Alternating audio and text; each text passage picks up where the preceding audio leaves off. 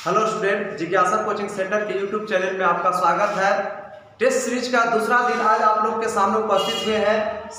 दूसरा सीरीज में हम लोग चलेंगे 30 प्रश्नों का आंसर देखेंगे और 30 प्रश्नों का आंसर देखने के बाद हम लोग को यह टारगेट हम लोग को 400 नंबर का टारगेट है कि 400 नंबर लाना है और इसलिए 400 के नंबर लाने की जो सीरीज है ये चलाया जा रहा है। और इस सीरीज में से सबसे पहला क्वेश्चन आप लोग को कल हो गया था, वही प्रश्न है। और दूसरा प्रश्न है इसमें इसी का कि लीची के खाए जाने वाले भाग क्या कहलाता है। लीची के खाए जाने वाले भाग को हम क्या कहते हैं? तो लीची का क्या खाया जाएगा? बिचौल, या इसी को हम लोग बोल देंगे एरिल खाया जाता है। क्वेश्चन नंबर अगला कहता है कि पुंकेसर कितने भागों में बटे होते हैं? पुंकेसर को कितने भागों में बांटा गया है?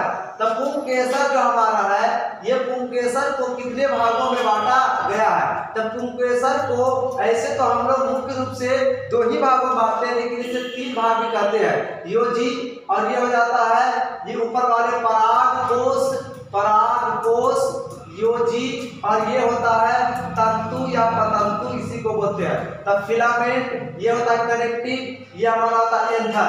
परागकोश, योजी और तंतु ये बांटा तो गया है, लेकिन मुख्य रूप से यहाँ पर पूछेगा तो हम लोग कितना आंसर लगाएंगे? 2 ही। पुंकेसर के कितने भागों में? मुख्य रूप से 2 ही भागों में से बांटा गया है, और वो है तंतु और परागकोश।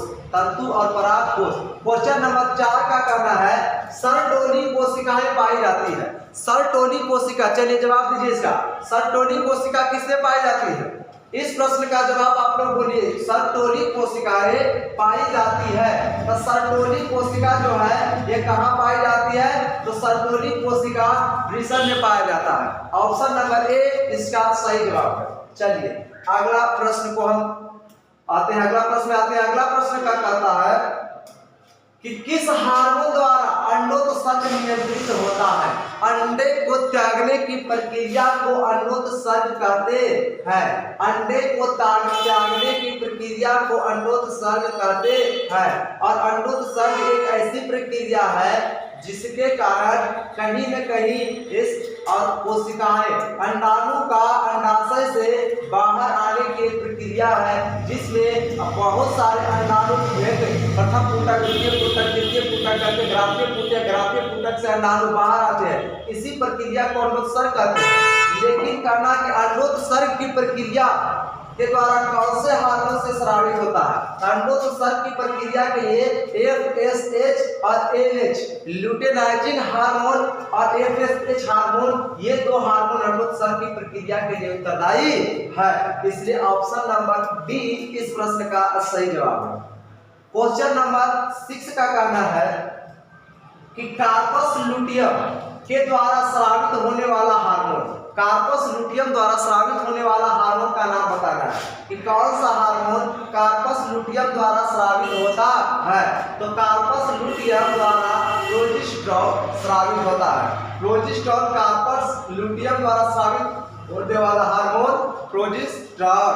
चलिए इस प्रश्न का सही जवाब ऑप्शन नंबर सी। उसी तरह प्रश्न को हम आगे बढ़ेंगे 7वां। कल भी यह प्रश्न था कि कॉपर टी किसे रोकता है? निषेचन, एब्यूलेशन, यूटेरस की दीवारों पर एम्ब्रियो की बनने के लिए, या प्रोडक्टिव डक्ट में रुकावट। तो ये सही प्रश्न के ऑप्शंस गलत हैं। ये कॉपर टी का काम है निषेचन को रोकना। कॉपर टी का काम ही है निषेचन को रोकना। ये कहीं न कहीं मानव स्वास्थ्य का ये प्रश्न था चैप्टर का। अगला है जन्म नियंत्रण की सर्वाधिक उपयुक्त विधि। जन्म को नियंत्रण करने की सबसे उपयुक्त विधि, जन्म नियंत्रण की सबसे उपयुक्त विधि वंध्याकरण, वीर्य सेवन, मुख्य गोलियां या गर्भपात। तो कहीं न कहीं ये जनसंख्या पर नियंत्रण करने के लिए सबसे अच्छा उपाय है वंध्याकरण। ये सभी उपाय है लेकिन गलत उपाय है। इस सबसे जनसंख्या नियंत्रण करना गलत है, लेकिन वंध्याकरण से हम जनसंख्या नियंत्रण पर कर सकते हैं, एक सही तरीका है। चलिए प्रश्न नंबर अगला कहता है एक ही स्थान पर उपस्थित रहने वाले जीव जिनकी विभिन्न अभिव्यक्ति होते हैं उसे क्या कहते हैं? एक ही स्थान पर उपस्थित रहने वाले विभिन्न हो गया तो विभिन्न को क्या कहेंगे? बहुअलील। क्या कहेंगे? बहुअलील। ऑप्शन नंबर ए 9 प्रश्न का सही जवाब है। इसी तरह हम लोग अगला प्रश्न चलेंगे। प्रश्न नंबर 10वां प्रश्न कहता है मेंडल ने चयन किया था। इस बात को ध्यान देना है, गलत लड़के मार के आते हैं, कहते जी सर 1 नंबर तो बन गया। यहाँ पर गलत क्या करते हैं, यहाँ पर टमाटर माइनस चना और कभी कभी पर मटर भी देगा, ऑप्शन में गार्डन मटर भी देगा। तो गार्डन मटर पर ही सही टिक करके आना है, क्योंकि बगीचा में ही मेंडल ने प्रयोग किए थे, इसलिए इसका सही जवाब होगा ऑप्शन नंबर डी गार्डन मटर। ऑप्शन नंबर डी गार्डन मटर। चलिए प्रश्न नंबर अगला चलते हैं। प्रश्न संख्या नंबर 11 की ओर आगे बढ़ते हैं। प्रतिकोडोन पाए जाते हैं। प्रश्न कहता है कि प्रतिकोडोन पाए जाते हैं, किसमें पाए जाते हैं? चलिए जवाब दीजिए इसका जवाब आप लोग दीजिए mRNA, rRNA, tRNA इनमें से कोई नहीं। तो प्रतिकोडोन पाए जाते हैं 3 प्रकार के RNA राइबोन्यूक्लिक एसिड, RNA 3 प्रकार के RNA में पाया जाता है। चलिए अगला प्रश्न देखेंगे। प्रश्न नंबर 12 अनुलेखन में भाग लेने वाला एंजाइम, अनुलेखन की प्रक्रिया में भाग लेने वाला enzyme DNA polymerase first, DNA polymerase second, RNA polymerase. इसका सही जवाब अनुलेखन में भाग लेने वाले एंजाइम क्या है? आरएनए पॉलीमरेज, आरएनए पॉलीमरेज हो जाएगा। भोज विषमता नामक बीमारी को किससे नियंत्रित किया जा सकता है? भोज विषमता नामक बीमारी को किससे संक्रमण होता है? तो ये संक्रमण सेलिमोना टाइफी, क्लोस्ट्रिडियम ये सभी ने होगा इस्चेरेसिया नामक कोलाई से। ऑप्शन नंबर ए इसका सही जवाब हो जाएगा। 13वां प्रश्न के बाद हम 14वां प्रश्न में आते हैं। 14वां प्रश्न कहता है एसिटाबुलेरिया नामक इनमें से क्या? एसिटाबुलेरिया क्या? शैवाल, प्रोटोजोआ, जीवाणु या विषाणु? इसका सही जवाब हम लोग के लिए हो जाएगा ऑप्शन नंबर ए शैवाल। क्या है? एसिटाबुलेरिया क्या है? शैवाल। इस प्रश्न का सही जवाब ऑप्शन ए। 15वां नंबर प्रश्न का कहता है लघु बीजाणु जनन के दौरान इनमें से असूत्री विभाजन होता है। लघु बीजाणु जनन के दौरान इनमें से अर्धसूत्री विभाजन किसमें होगा? तो लघु बीजाणु मात्र कोशिकाएं में होता है अर्धसूत्री विभाजन। तो इस प्रश्न का सही जवाब option number B, option number B इस प्रश्न का सही जवाब। चलिए प्रश्न नंबर 16 एड्स का कारक। एड्स किसका कारक है? HIV वायरस का कारक है। इसका सही जवाब ऑप्शन नंबर सी। उसी तरह प्रश्न नंबर आएंगे 17 मिट्टी को उपजाऊ बनाने में सहायक। मिट्टी को उपजाऊ किसके द्वारा बनाया जाता है? तो मिट्टी के उपजाऊ बनाने में सहायक जो है यह है जैविक खाद, या इसी को बोलते हैं कंपोस्टिंग खाद। ये खाद जो है कि सड़े गले आलू प्याज का घास फूस के सामने से ये खाद का निर्माण किया जाता है। तो प्रश्न नंबर 18 में आते हैं। 18वां नंबर प्रश्न का कहता है कि इडली एवं डोसा की आटा किस सूक्ष्म जीव के प्रयोग से बनाया जाता है? तो इडली और आटा ये दोनों को ईस्ट के द्वारा किया जाता है, सूक्ष्म बनाया जाता है। ऑप्शन नंबर डी 18 का सही जवाब होगा। 19 क्वेश्चन नंबर कहता है एंटीबायोटिक शब्द सर्वप्रथम प्रयोग किया था। एंटीबायोटिक शब्द का सर्वप्रथम प्रयोग किसने किया था? तो एंटीबायोटिक शब्द का सबसे प्रथम प्रयोग वॉक्समैन ने किया था। इस प्रश्न का सही जवाब ऑप्शन सी इसका सही जवाब हो जाएगा। ऑप्शन नंबर सी इस प्रश्न का सही जवाब हो जाएगा। चलिए अगला क्वेश्चन करता है पुनर्योजन डीएनए प्रौद्योगिकी द्वारा निर्मित प्रथम मानव हार्मोन इनमें से कौन है? तब प्रथम मानव हार्मोन इनमें से कौन हो जाएगा? तब प्रथम मानव हार्मोन पुनर्योजन डीएनए प्रौद्योगिकी के द्वारा निर्मित, डीएनए के द्वारा निर्मित प्रथम आ जाएगा प्रौद्योगिकी। जब प्रौद्योगिकी में प्रश्न आता है पढ़ाने के लिए तब पुनर्योजन किया गया प्रथम हार्मोन है इंसुलिन। क्या हो जाएगा? इंसुलिन, जो बैक्टीरिया के कोशिका के अंदर डीएनए में इंजेक्ट करके दिया गया था और इससे उत्पादन किया गया था इंसुलिन का।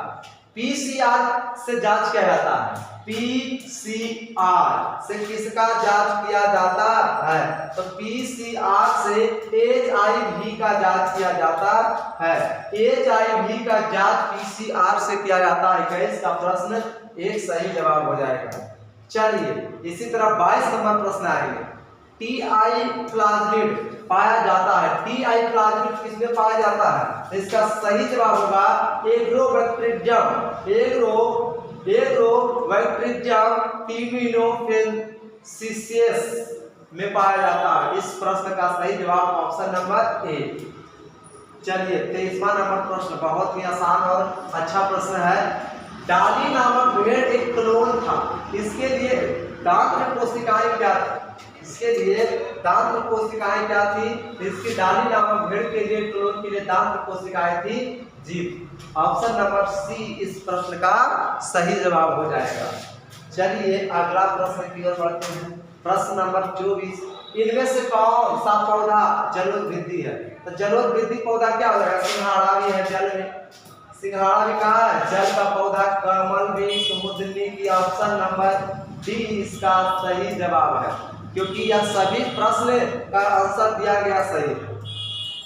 लाइकेन सूचक है, बहुत अच्छा प्रश्न। लाइकेन SO2 का क्या है? प्रदूषक है। ऑप्शन नंबर बी इस प्रश्न का सही जवाब।